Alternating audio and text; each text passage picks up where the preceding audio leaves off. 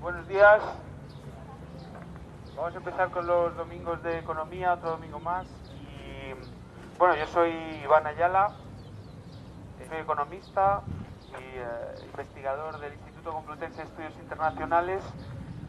Y bueno, participo en algunas asociaciones, organizaciones, como Econonuestra, siempre intentando generar pensamiento crítico dentro de lo que es el campo de conocimiento que se llama la economía, ¿no?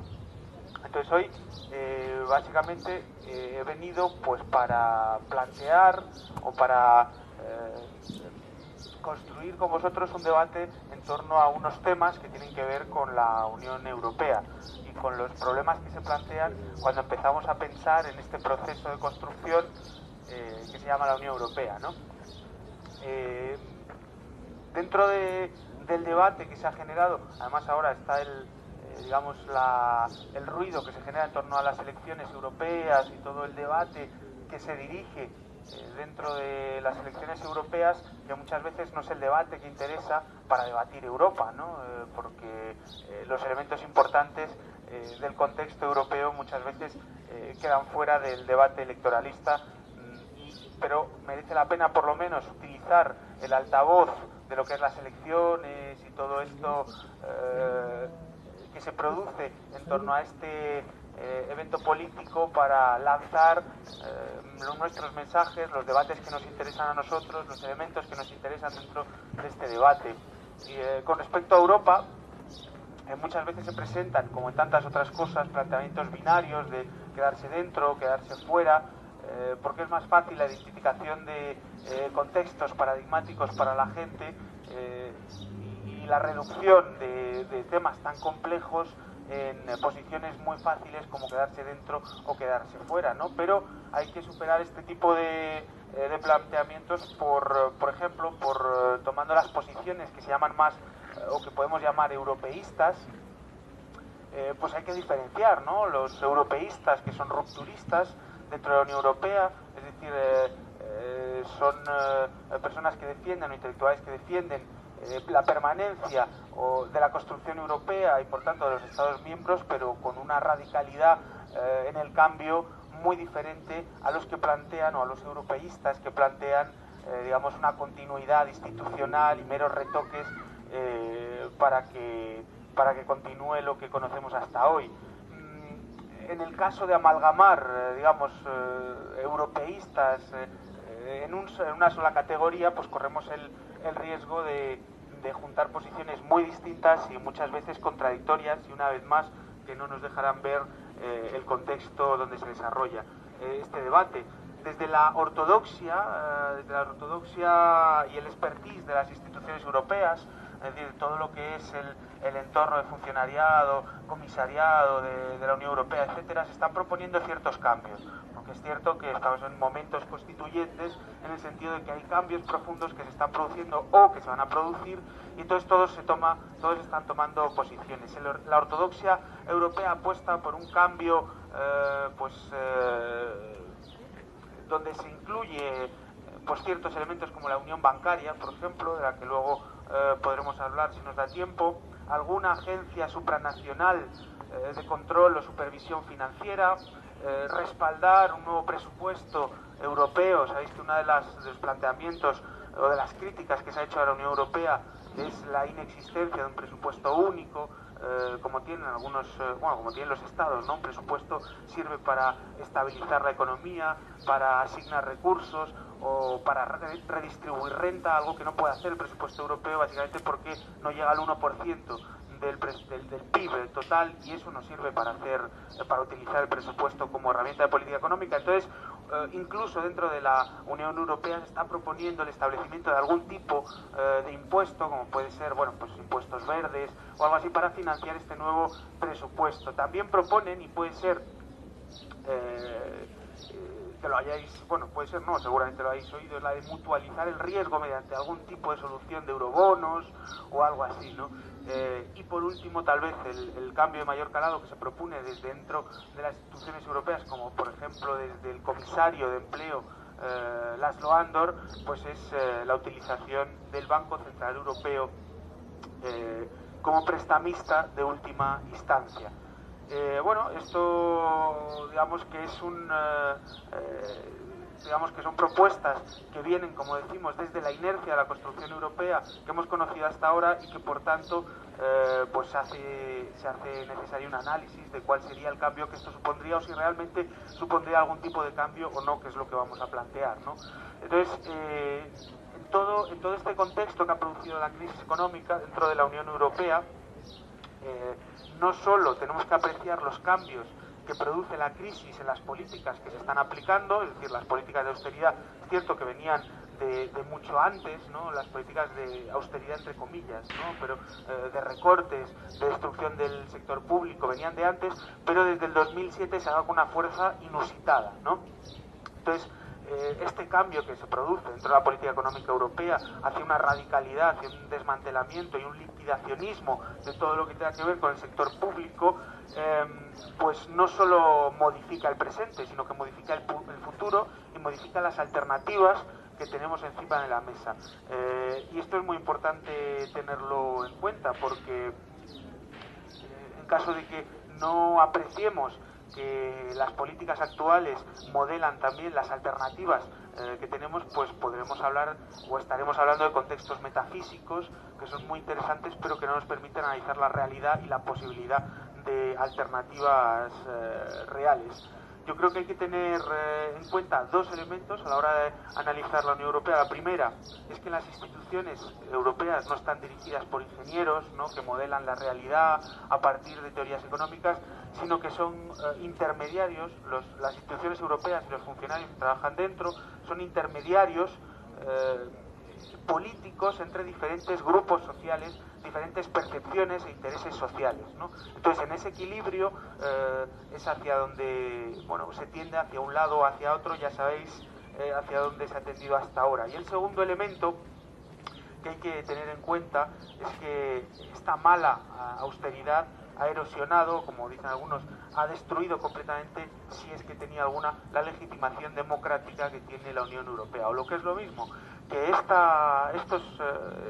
este modelo de Unión Europea es la fábrica más grande de antieuropeístas que existe ahora mismo en el mundo. La austeridad, la mala austeridad, los recortes, todas las políticas neoliberales que llevan implementándose en la Unión Europea desde hace mucho tiempo, pero concretamente desde el 2007, con la virulencia que conocemos, es una fuente de deslegitimación europea dentro del pueblo, de los pueblos europeos, ¿no? Entonces, a la hora de analizar la política económica, no solo es importante analizar los instrumentos que tenemos o que no tenemos, sino también la economía política de la crisis, ¿no? Entonces, en todo esto sería digamos, es legítimo preguntarse, pero entonces una salida europeísta de la crisis es posible, porque claro, se pinta un escenario que es difícil, digamos, defender una salida dentro de la Unión Europea, y sin embargo hay razones y motivos para defenderla también. No solo una salida, sino una salida dentro de la Unión Europea, que además vamos a ver que tienen muchos elementos comunes, tanto la salida como quedarse dentro de la Unión Europea desde una perspectiva progresista contienen los mismos elementos. Y es una de las tesis que bueno, pues voy a intentar defender. Por otro lado, también es cierto que hay una paradoja que nace cada vez que pensamos en la Unión Europea y que tenemos todos en la cabeza y que es imperativa tenerla en cuenta. Por un lado, digamos que no parece descabellado pensar en una salida europeísta por muchas cosas. Primero, por la crisis es global. Segundo, porque hay elementos que superan el contexto de los Estados-naciones que hemos conocido hasta ahora, pues la globalización financiera, el capitalismo financiero global, los mercados financieros, la dependencia del sector público con respecto a los mercados financieros, que luego veremos. Todo esto es independiente, digamos, de la existencia o no de la Unión Europea. Lo que hace la Unión Europea es que los países que la forman se adapten de una manera muy particular a este capitalismo financiero global, pero no lo elimina ni lo crea. Lo que hace es simplemente adaptarlo de una manera muy concreta. Lo que quiero decir es que digamos, salirse o quedarse dentro no supone ninguna alternativa en sí mismo.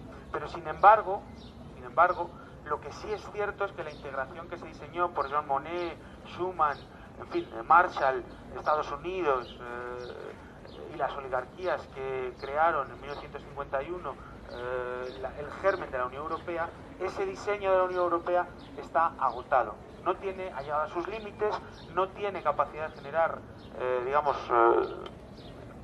de generar mejoras sustanciales en las condiciones de vida de los ciudadanos, y por tanto cualquier nueva delegación supranacional en favor de instituciones europeas estaría en contra de la lógica de los intereses democráticos y de justicia social de los estados-nación que la componen. Esta es una diatriba que tenemos que tener en cuenta y con la cual tenemos que jugar. Por un lado necesitamos, o es legítimo pensar en una salida europeísta, pero por otro lado, tal y como está la Unión Europea, cualquier delegación supranacional iría en contra de nuestros intereses sociales y democráticos.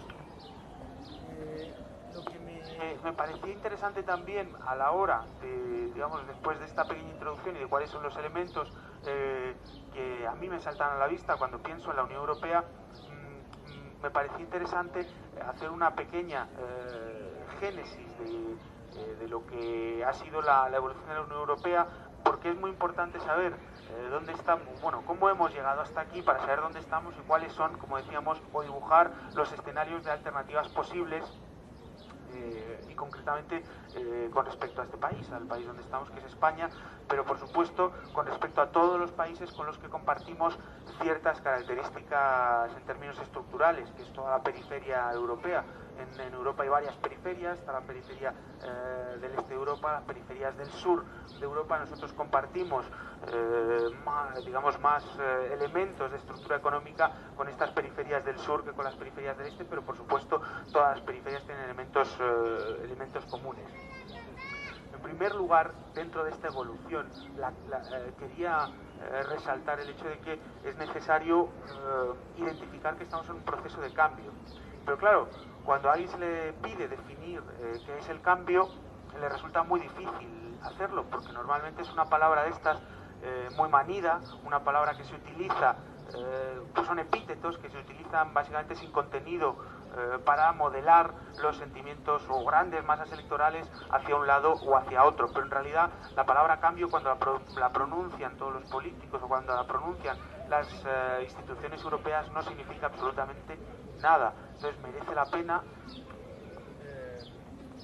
preguntarse o hacer una breve reseña de a qué me refiero cuando hablamos de que estamos en un proceso de cambio. Podemos pensar en el cambio, para definir o para llegar a una aproximación, a una definición que podamos utilizar de manera genérica, pues un cambio ideal. ¿Qué es un cambio ideal a nivel ontológico, filosófico o como queramos llamarlo? Pues un cambio ideal, pues deberíamos definir dos conjuntos diferentes, en los cuales cada uno de ellos está compuesto por diferentes elementos. Pues un cambio sería un conjunto a otro, pero claro, un cambio ideal 100% genuino, un cambio que sea un 100% cambio, sería de un conjunto a otro, pero radicalmente diferente, es decir, que los elementos de un conjunto, del primer conjunto, sean radicalmente diferentes al del segundo conjunto. El problema es que en la realidad, en nuestra existencia, esos cambios no se dan, esos cambios ideales, sino que se dan cambios relativos, cambios de diferencias relativas entre esos diferentes conjuntos, ¿no? Entonces, ¿cuál es el problema en estos momentos? Pues que estamos en medio del proceso de cambio. Entonces, ver o pensar en el contexto de cambio dentro del mismo cambio se hace muy muy difícil, ¿no? Por eso estamos en los límites del pensamiento también de las izquierdas o del progresismo, y por eso se nos hace tan difícil establecer alternativas, porque estamos dentro del proceso mismo del cambio y las estructuras están modificándose. Entonces, en esta definición relativa, lo que nos permite apreciar estos cambios relativos entre diferentes conjuntos, entre la Unión Europea de lo que fue y la Unión Europea de lo que es y la Unión Europea de lo que va a ser, nos permitirá apreciar que efectivamente la austeridad es un cambio que está propiciada, estos recortes radicales y furibundos que están aplicando desde el 2007, es un cambio que es natural dentro del contexto europeo, es lo que naturalmente da el contexto europeo, es hacia lo que naturalmente tienden las instituciones europeas que fueron creadas en 1951, y es a lo que tiende siempre que se elimine uno de los factores que ha sido fundamental a la hora de la construcción europea, que es el bloque soviético, que ahora mismo no está. Y este elemento se va a configurar como uno de los elementos más relevantes, no solo en la construcción europea, sino desde 1951 hasta el 2007, sino que a partir de 1991, cuando cae ese muro soviético, configura también la Unión Europea que tenemos ahora y que veremos, ¿no? Este cambio relativo de la desaparición del bloque comunista, como vamos a ver, es uno de los elementos que nos permiten afirmar que la actividad o los recortes, o como queramos llamarlo, es natural dentro de la concepción europea. Bien, como decíamos, una vez establecido esta pequeña introducción de lo del cambio, merece la pena saber que la Unión Europea pues nace en un contexto de una Europa radicalmente devastada por la Segunda Guerra Mundial, y nace devastada en un contexto con el bloque comunista por un lado y con la necesidad de recuperación de la Europa de los países, principalmente de los dos países implicados, Francia y Alemania. En 1951 pues se les ocurre que a las grandes oligarquías europeas, principalmente industriales, que se podrían unificar dos de los mercados más importantes para la guerra, como era el carbón y el acero. En 1951, por tanto, se crea lo que es la CECA, la Comunidad Europea del Carbón y del Acero, entre Alemania y Francia. Claro, esto se produce en 1951 y posteriormente en 1957, es decir, con un tiempo muy escaso entre una y otra, las comunidades económicas europeas, que incluirían no solo la CECA, sino también la Comunidad de la Energía Atómica y las comunidades europeas. Pero en todo esto es necesario tener en cuenta, por supuesto, el Plan Marshall, que es el que permitió la reconstrucción europea y la canalización de recursos y la creación de la Unión Europea. Marshall, recordemos, que era el jefe de las Fuerzas Armadas durante la Segunda Guerra Mundial aquí en Europa. Es decir, el Plan Marshall, la reconstrucción europea y la construcción de las comunidades económicas europeas se configuran como una estrategia no solo militar, pero también política frente al bloque comunista. Necesitaban dar una alternativa a las poblaciones de la Unión Europea frente a las presiones del bloque comunista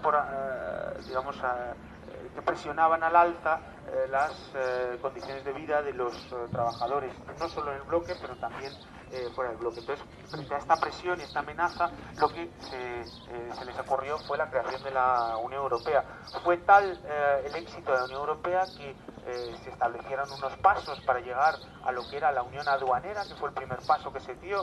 La Unión Aduanera es la eliminación de aranceles dentro de esa Unión Aduanera y la creación de un arancel único con respecto al exterior. Ese hecho, que tenía que darse en 10 años, fue tal el éxito que se dio se dio unos años antes de lo que se había previsto.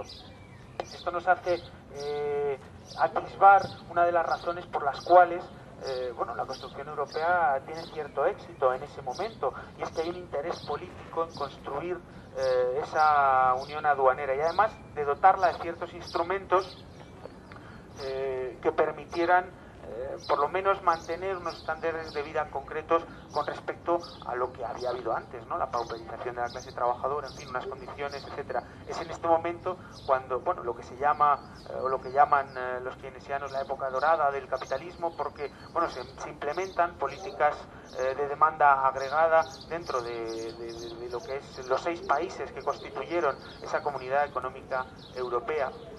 Es más, poquito después de que muriera el general de Gaulle, sabéis que el general de Gaulle se oponía radicalmente a la entrada de Inglaterra a esta comunidad económica europea, pues cuando murió y pudieron entrar Inglaterra, también entró Irlanda. Y también entró Irlanda, claro, al principio la comunidad económica europea con esos 6 países, que era el Benelux, que era Francia, Alemania e Italia, era un club de ricos básicamente, ¿no? Era un club de naciones ricas con unas necesidades muy homogéneas, con una oligarquía empresarial, industrial, que producían bienes tecnológicamente pues dentro de lo que es la Unión Europea en cierta medida avanzados. Entonces solo había una región, que era el Mezzogiorno italiano, que era una región pobre, eminentemente pobre, digamos, ¿no? Y que no tenía presión o capacidad de presión a Italia para que se instauraran Lo que sí tuvo capacidad, junto con Irlanda, a partir de los años 70, en instaurar, que eran los fondos estructurales. Es decir, en toda esta construcción europea que estamos contando, había cierta necesidad de establecer siquiera algunos mínimos criterios sociales. Los fondos estructurales, sabéis que son los fondos que se implementaban para, en función de la renta per cápita de las regiones de la Unión Europea, para el desarrollo de proyectos de carreteras, infraestructuras, etcétera, etcétera. Que por otro lado, por supuesto, ha servido para enriquecer a las oligarquías locales, principalmente las constructoras, ingenierías, consultoras, etcétera, etcétera. Pero bueno, independientemente de eso, había una vocación social que es muy importante tenerla en cuenta. Podemos estar de acuerdo con ella, podemos querer, por supuesto, redistribuciones sociales más radicales, pero es también muy importante saber que antes estaba. Y veremos que cuando va desapareciendo, a medida que va desapareciendo, desintegrándose el bloque comunista, ese mínimo interés social también va desapareciendo y va configurando lo que tenemos en estos momentos.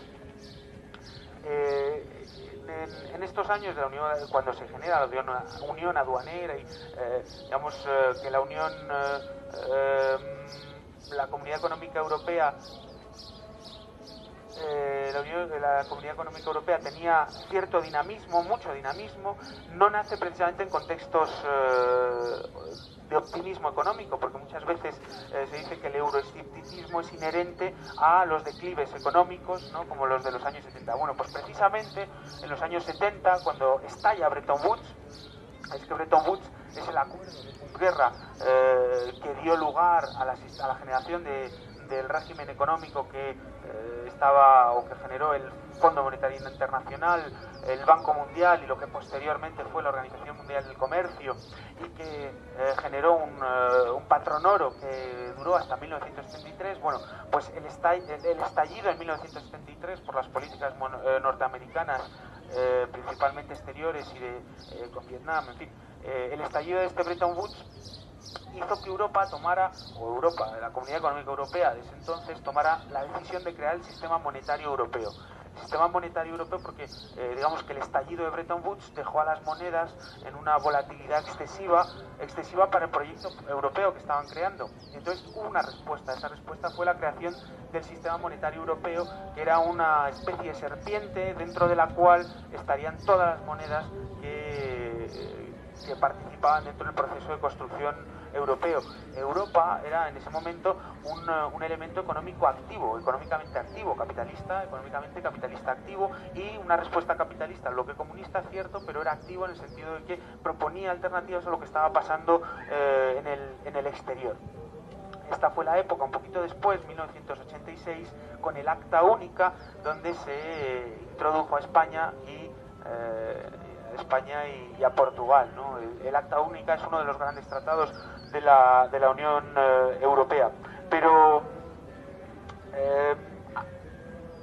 en este último, en 1986, digamos que puede ser donde se atisba cuál va a ser la inercia de la Unión Europea en la medida que vaya desapareciendo el bloque comunista. Mirad, en el Acta Única todavía existe cierta referencia, además es un paso adelante con respecto a los fondos estructurales, con respecto a la planificación de los presupuestos europeos.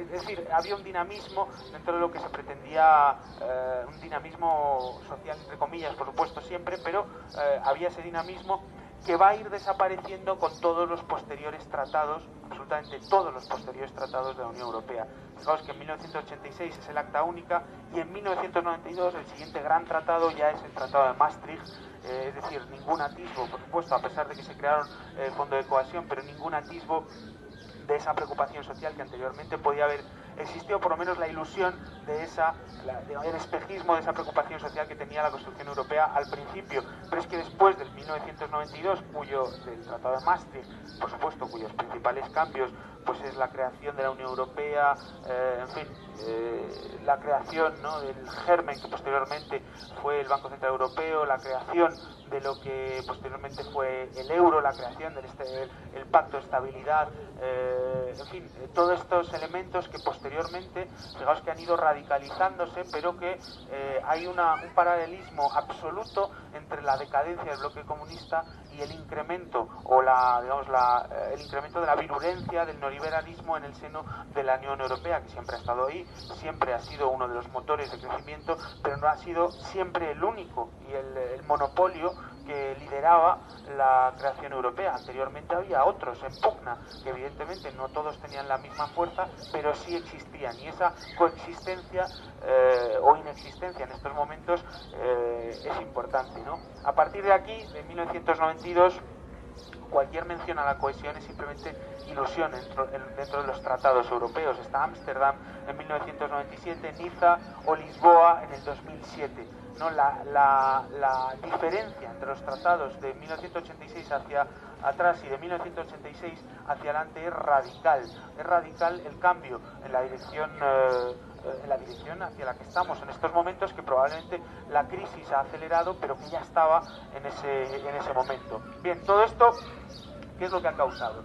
Bueno, pues lo que ha causado es un marco macroeconómico, la generación, digamos, un marco macroeconómico con unos desequilibrios económicos cuya acumulación es uno de los elementos que explica la crisis económica europea y la grave crisis económica europea con respecto a las zonas geográficas económicas exteriores.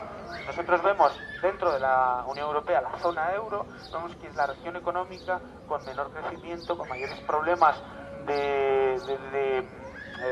pues con mayores problemas bancarios, de activos bancarios, de suciedad dentro de los activos bancarios, de incapacidad de generar nuevos elementos constitutivos o de crecimientos alternativos, o de incapacidad de salir de la crisis. Tenemos el Japón, que ha implementado una política monetaria muy agresiva, las Abeconomics, la Abeconomics, ¿no?, en referencia a su creador, y que ha inyectado en el mercado primario japonés una cantidad inusitada de liquidez monetaria, mezclándolo con una política fiscal también expansiva. Tenemos a Estados Unidos, que también ha generado una política fiscal en cierto sentido expansivo, con todos los problemáticos, o sea, con todos los problemas asociados, en fin, los republicanos, los límites de deuda, pero la cuestión es que la evolución o la dirección de la política económica es netamente distinta. Tenemos los países emergentes también, que tienen políticas diferentes, concretamente América Latina, con una perspectiva de crecimiento bastante más halagüeña de las que tienen los países avanzados, por supuesto también matizándolo con los problemas de hiperinflación en ciertos países, en fin, y de otras cosas. Pero la cuestión es que las perspectivas que tienen son muy diferentes, y entonces una de las cuestiones, que caracteriza la imposibilidad de la Unión Europea o de la eurozona de salir de la crisis son esos desequilibrios macroeconómicos que ha generado pues la construcción europea dentro de lo que es el Banco Central Europeo, la Comisión Europea, en fin, y todo lo que hemos estado comentando hasta ahora.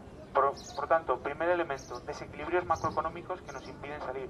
El segundo de los elementos que caracteriza la actual situación es la desaparición de políticas sociales y de convergencia. Si es que alguna vez han existido, pues esta desaparición ha provocado, o esta paulatina desaparición, un incremento de las desigualdades, que también es un elemento que explica la incapacidad de generar políticas de salida de la crisis.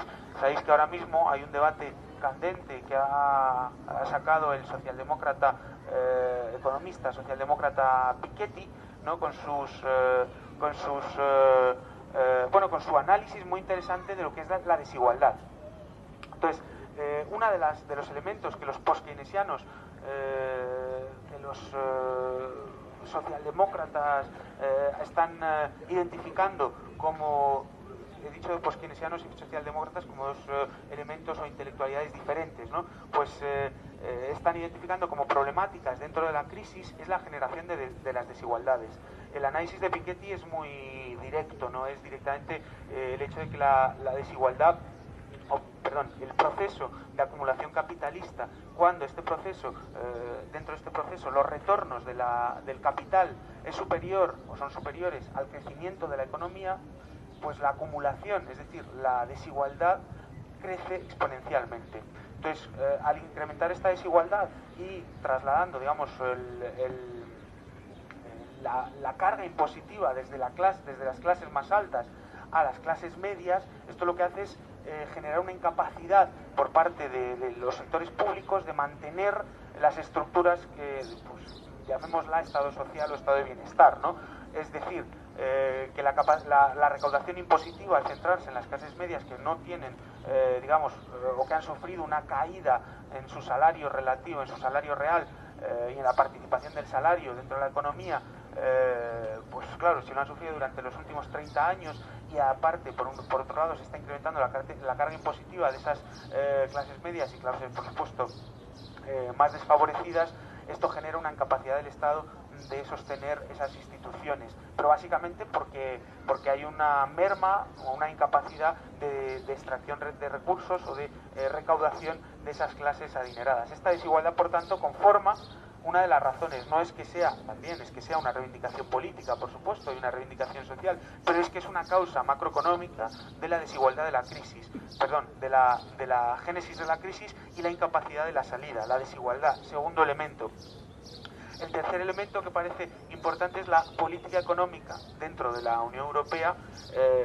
Incrementa el poder de los mercados financieros frente a los Estados miembros. Precisamente esto que decía de la incapacidad de los Estados, de la merma que han tenido los Estados a la hora de recaudar impositivamente los recursos necesarios para mantener las estructuras que sí se habían podido mantener y que se crearon en los últimos 40 años, se debe a que ha habido una renuncia por parte del sector público, alentada por las políticas liquidacionistas de Estados Unidos y de Inglaterra, de Thatcher y de Reagan, concretamente en los 80,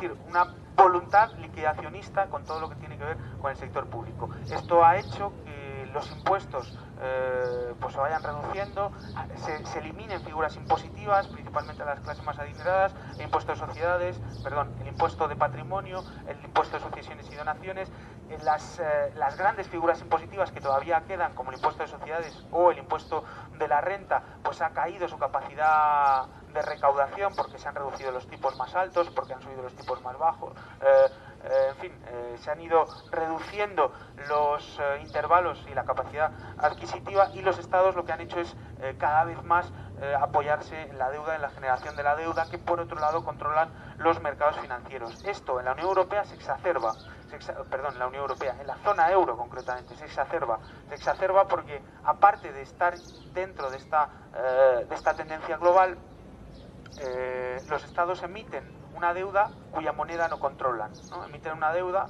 pública española, en una moneda, el euro, que no controlamos, que lo controla el Banco Central Europeo.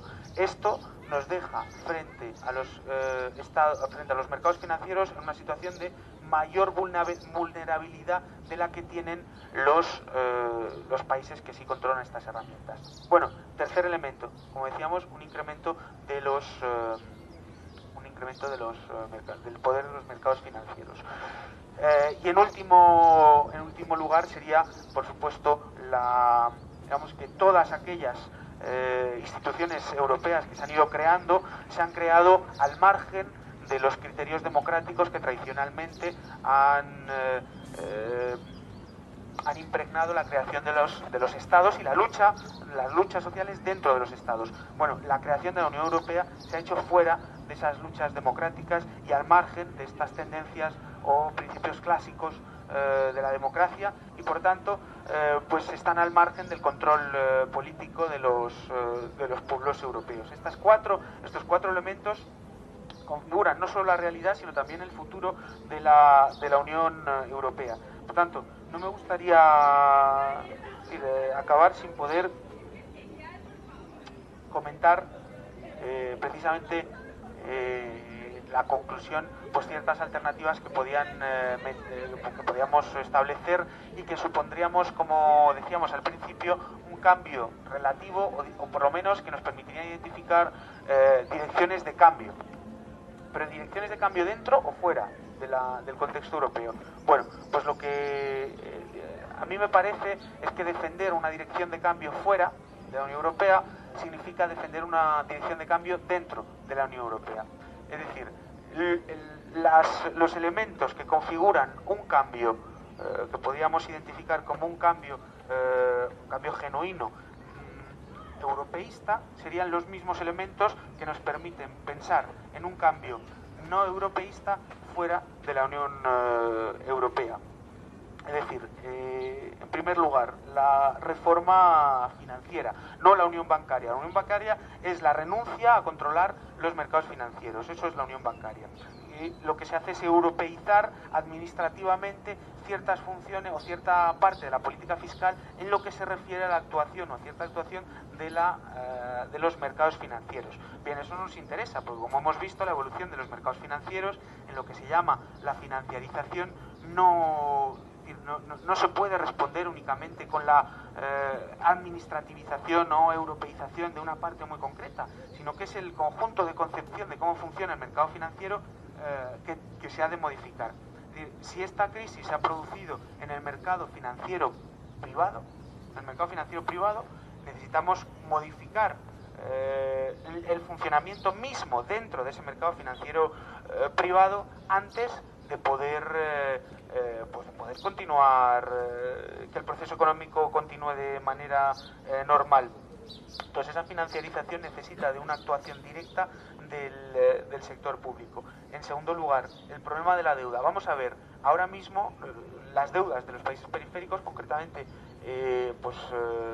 las deudas, el crecimiento de la deuda de España. Es cierto que en España tenemos un 100% de deuda PIB, de porcentaje de deuda con respecto al PIB, un 100% no es excesivo, pero el problema es el camino, el crecimiento que ha tomado un camino de crecimiento explosivo. Entonces el crecimiento de la deuda de los últimos años, concretamente en el último año, ha sido explosivo. Eso, juntado con una política monetaria deflacionista y con una austeridad, implica que seremos incapaces de pagar esta deuda, ¿no? Entonces, eso lo saben, no lo sabemos no solo nosotros, también lo saben las instituciones europeas. Pero es que ya ha habido problemas con la deuda griega y también ellos, es decir, aquí van a proponer soluciones ellos. Ellos tienen la quita de deuda, las quitas de deuda, sus quitas de deuda que hacen desde las instituciones europeas y que curiosamente sus quitas de deuda solo sirven para incrementar la deuda de los países que sufren esa quita, ¿no?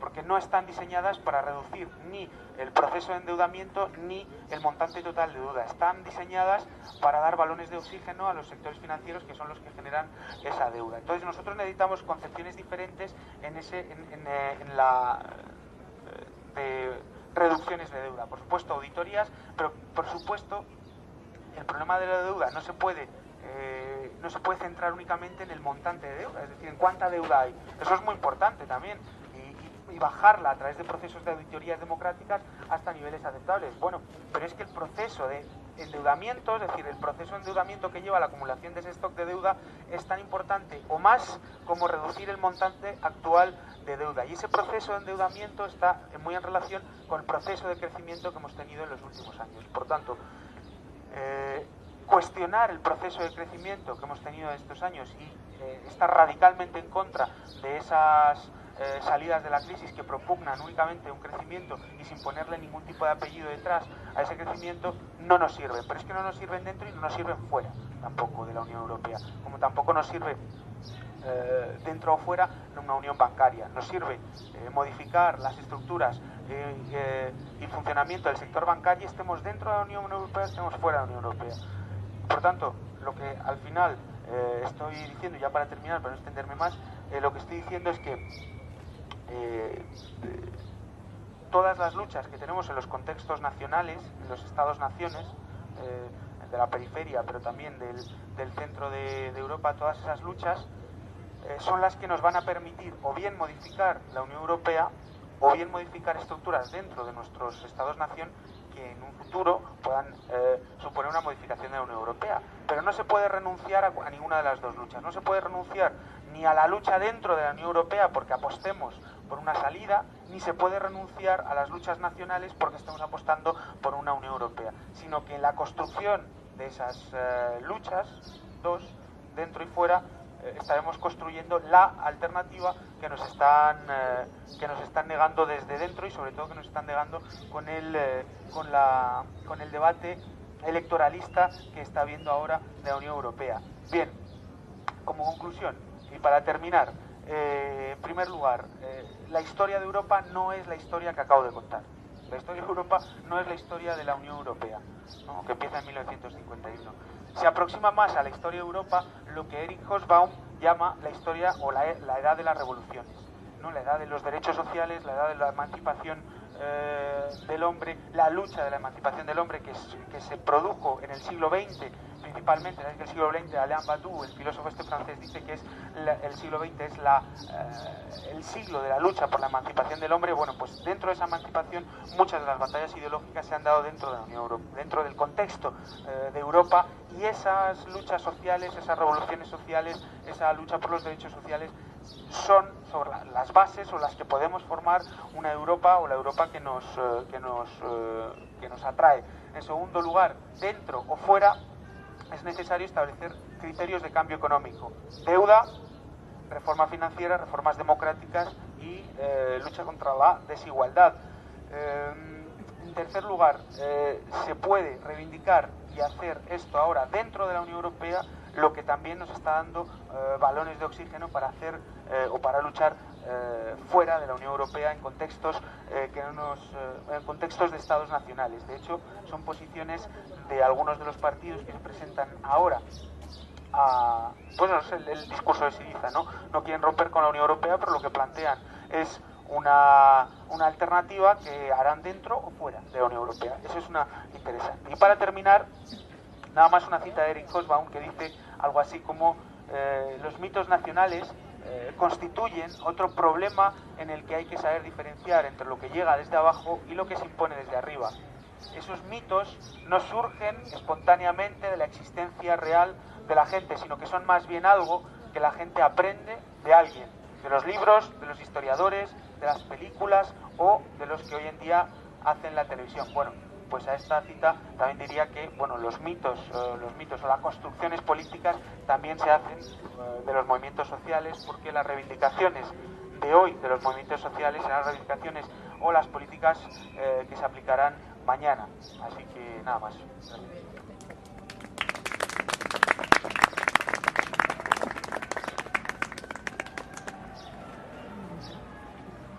¿Quién sale? ¿Queréis salvar a alguien? ¿Eh? ¿Tú misma? Lo tienes muy claro.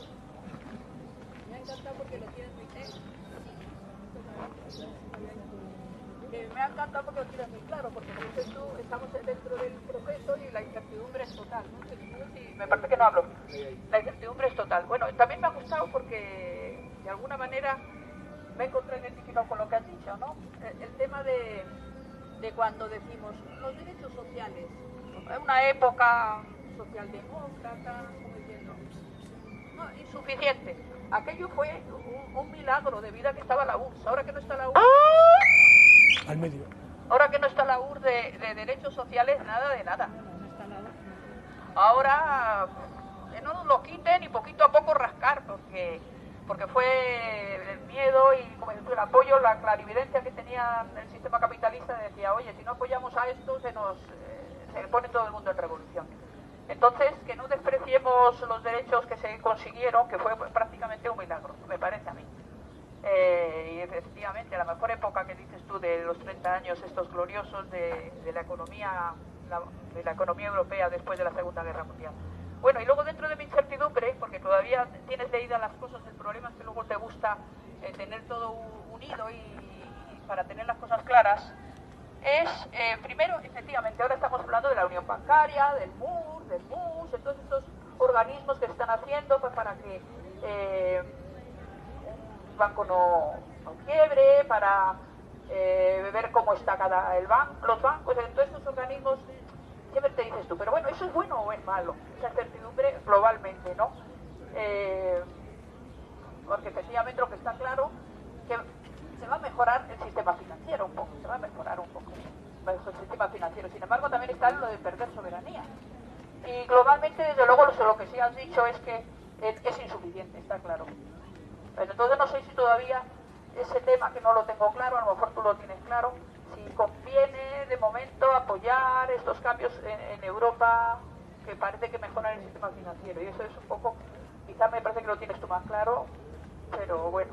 Y la otra incertidumbre que se me ocurre es que yo tenía claro, yo digo, no, salirse de Europa porque es más fácil que cambiemos nosotros, que somos pocos y que somos perjudicados, que cambie toda Europa, porque hay gente que le va bien, tiene riqueza. Para esta gente, ¿cómo va a ser lo mismo lo que nos pasa a las periferias que lo que les pasa a los que están chupando de las periferias? Yo decía, pues nos salimos. Pero ayer vi que no sé si lo puedo mandar, vi un vídeo que me hizo cambiar de opinión. Era un vídeo de YouTube de Attack Europa, donde nos decía este chico, los europeos, la mayor parte de los europeos no les gusta el modelo.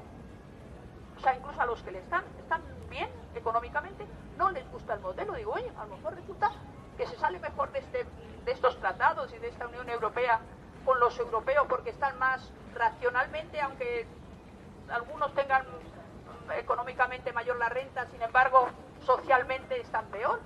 Entonces, bueno, pues me parece que cambia un poquito, y entonces simplemente decir esas incertidumbres que tenemos, y que estoy de acuerdo contigo. Para mí, en todas las ocasiones hay que estar dentro y fuera, porque entonces son dos fuerzas en Europa, incluso en España, en todas partes. O sea, decir, incluso ahora en las elecciones, pues lo mismo, dentro y fuera. Fuera, presionando, dentro, cambiando lo que se pueda. ¿Claro, Samu? ¿Cómo hacemos?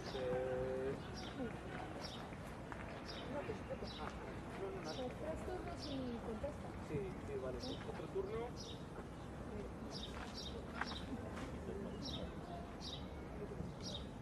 A mí lo que me ha encantado ha sido la última frase. Dice, las luchas de los movimientos sociales de hoy serán las políticas de mañana. Voy a creérmelo. Y lo deseo, además. Yo tengo un atasco en una de mis tuberías mentales que tú me corregirás si parto de una premisa falsa, pero yo creo que cuando España se incorporó a la Comunidad Europea de entonces, la Dirección General de la Competencia de Europa le obligó a desmantelar los monopolios públicos, la CAMSA, Telefónica, incluso la banca pública, a sacarlos a bolsa, privatizarlos, etc. Entonces, si yo, por ejemplo, deseo y lucho, y lucharé hasta morir, para que se creen o se recuperen bienes comunes, que como bien nos explicó Liliana, deberían ser blindados, los que se llaman jurídicamente demaniales. O sea, si yo lucho para que las cuencas fluviales, las riberas, la infraestructura de la sanidad, de la educación, sean comunes y los servicios que se presten sean públicos, y la Unión Europea me lo va a prohibir, o sea, la Unión Europea es mi enemigo. O sea, es mi enemigo, y no quiero decir que los servicios se presten desde el Estado, sino pueden ser mancomunidades de municipios, pueden ser otro tipo de estructuras. Pero si eso me lo va a prohibir, o sea, la Unión Europea no me sirve. O sea, no me sirve, es más, es mi enemigo. Porque eso sería un cambio de la sociedad tremendo, deseable, y yo creo que el que queremos no solo yo, sino bastante más gente.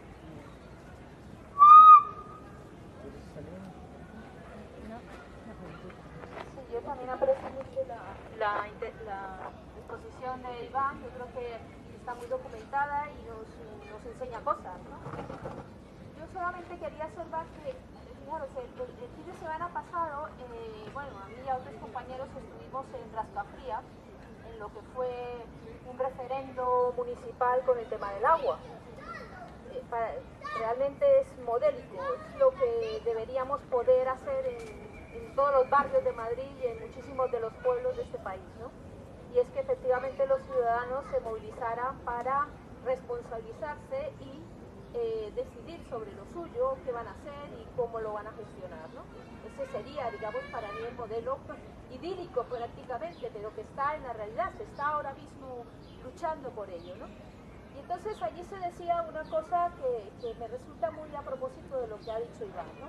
Sobre todo con las teorías de Piketty, ¿no? Y es cuando quieres hacer una sopa, o sea, necesitas hacer una sopa porque necesitas comer y necesitas que esa sopa sea nutritiva, que tenga una serie de elementos, pues proteínas, verduras, un montón de cosas, y las tienes, incluso tienes hasta la sal, lo tienes todo, pero no tienes el agua. Imaginaros esa circunstancia en donde lo tienes prácticamente todo, no tienes el agua porque alguien se la ha apropiado y no da el agua. Y entonces aquí volvemos a lo de toda la vida. Alguien, algunos, muy pocos, se han apropiado de lo esencial para el resto de las personas, en donde no podemos construir absolutamente nada si ellos no nos dan el agua. Si no nos la dan, y el agua pues es una metáfora, ¿no?, de lo que sería realmente eso que llamamos esencial.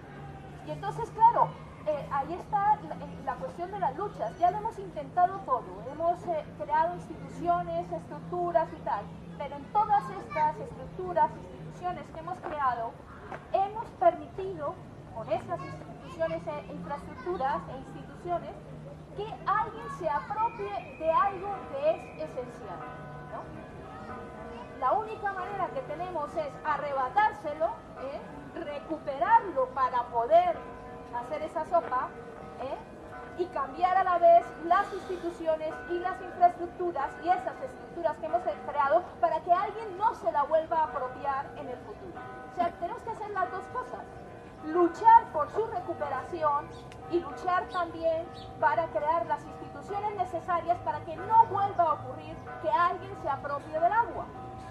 Y en esa misma metáfora, pues pensamos también el tema de cómo con el agua gestionas el agua.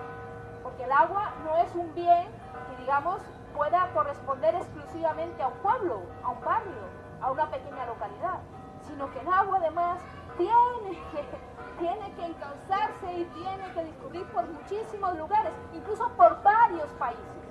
Entonces, fijaros cómo ante una cuestión de esa no basta una política, digamos, un pensarse, me lo hago, me lo como, me lo guiso en mi pueblo, porque no es verdad. Si el de arriba te corta el agua porque se le dio la gana, pues tú no tienes agua tampoco, incluso aunque lo hayan hecho democráticamente los de arriba.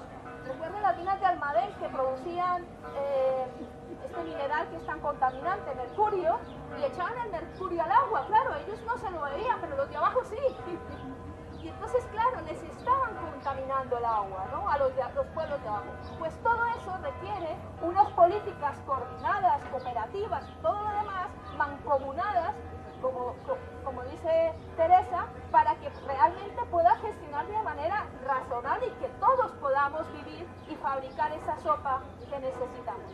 Bien, pues para todo eso es verdad, no digo en una Unión Europea, pero sí probablemente en mancomunidades y probablemente bastante extensas, digo territorialmente y políticamente fuertes, como sería una cuenca hidrográfica, o incluso fijaros lo que necesitaríamos para poder gestionar lo que es el tema del ozono, ¿no?, las emisiones de carbono y cantidades de elementos que ahora mismo tenemos que gestionar por narices, porque si no nos morimos, acabamos con el planeta. Pues para todo eso efectivamente necesitamos instituciones. Ahora, eso no es contradictorio con una propuesta, y ahí claro, es que coincidimos totalmente con Iván, con una propuesta de movilización en donde incluso tengamos que decir, no, esa ya es mi cuestión personal, tengamos que decir no ahora a una determinada construcción, a un determinado modelo de apropiación del agua para poder volver, retomar, recuperar eso que llamamos soberanía, legitimidad, poder popular, para que volvamos a construir nuevamente esas instituciones desde abajo, desde muy abajo, que nos permitan poco a poco ir construyendo, y eso tendrá que ser en el futuro, pero obviamente con esa recuperación, esas instituciones que nos garanticen que en el futuro nadie más se apropie del agua. Y fijaros que, como también ha dicho Iván, si algo hemos, digamos, obtenido en derechos sociales en Europa, pero fundamentalmente en Europa y a partir de acumulaciones que se han producido durante siglos en Europa a costa de otros pueblos y países, porque eso todo hay que decirlo. Esos años dorados del capitalismo en Europa y en los países nórdicos fueron a costa de otros, porque siempre estos procesos de acumulación donde hay todos es que hay uno que ha perdido la parte suya, ¿no? Entonces, todo esto que tenemos que recordar, entre otras cosas, fue porque habían efectivamente unas luchas, unas revoluciones que se estaban produciendo en el este de Europa y que obviamente obligaban a aquel que tenía el agua a dar un poquito, joder, porque si no, en fin, se levantaba la gente y se la arrebataba, por narices, por lucha, por obligación, vamos, porque no le quedaba más remedio. Y eso es lo que nosotros, pienso yo, que tenemos que seguir y concitar ahora, y sobre todo en los momentos estos en donde tenemos algún tipo de poder, y ya lo digo de una manera muy táctica, y aquí ahora hay que ser muy listos, hay que aprovechar las oportunidades en donde podemos actuar, decir no, para luego, si es necesario, construir y decir sí. Eso es para mí la táctica que tenemos que utilizar.